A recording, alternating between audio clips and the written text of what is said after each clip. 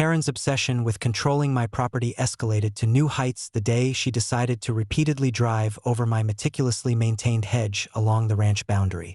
It was a beautiful, thick, and carefully sculpted barrier, part of my property's landscaping plan and a natural deterrent to unwanted trespassers.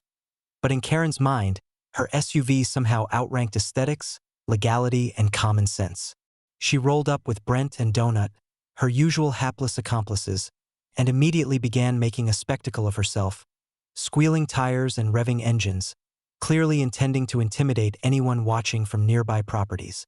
From my office, multiple screens displayed every angle: the hedge, the driveway, the approaching trio, and even the shadows cast by the morning sun. Titan, my K9 guardian, crouched low, ears pricked, aware that this was no ordinary disturbance. I had anticipated her antics for weeks, and the ranch had been carefully prepared with a combination of automated defenses, remote monitoring, and strategic landscaping modifications designed to neutralize her destructive tendencies.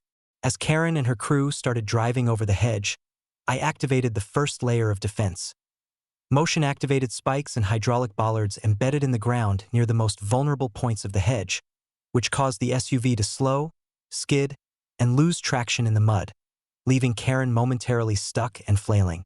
Brent, attempting to assist her, tripped over an irrigation line I had camouflaged as part of the landscape, landing face first in the mud while Donut, panicking, tried to pull him up and only succeeded in getting tangled in the muddy hedge debris. Karen, drenched in mud and now furious, stepped out of the vehicle waving her clipboard and shouting about community authority and property regulations, completely ignoring the fact that she was now trespassing, damaging private property, and in clear violation of multiple laws. I then activated the final phase of the trap, one I had designed for extreme situations like this: a set of reinforced, hidden hydraulic ramps that gently but decisively lifted the SUV's tires just enough to immobilize it without causing permanent damage.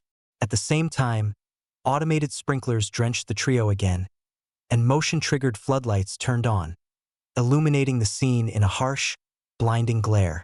Karen screamed at the lights, tripping backward into the mud while Brent slipped again, colliding with Donut, who shrieked as he fell into the hedge itself, entangling himself in branches and mud. Titan emerged from the shadows, circling Karen with a low growl that radiated pure authority, and she froze, realizing for the first time that she was not in control.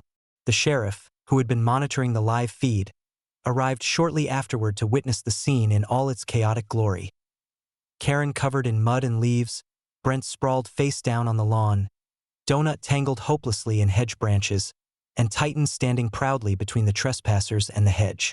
After reviewing footage from the automated cameras, the officers issued citations for trespassing, property damage, and harassment, leaving Karen speechless and defeated.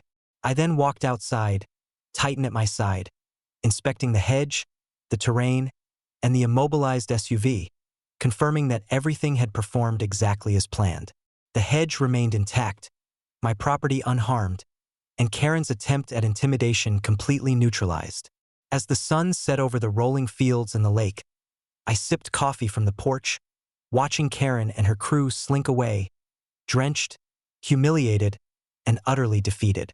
The lesson was clear and undeniable.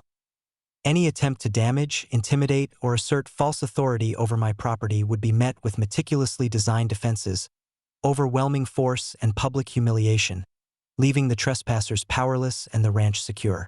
Titan barked softly in affirmation, tail wagging, as if to punctuate the lesson that my land, my boundaries, and my authority were untouchable, and that Karen's hubris would always be met with consequences far beyond her expectations. The hedge, a symbol of careful planning and steadfast defense, stood resilient, a silent sentinel protecting both the land and the dignity of its rightful owner.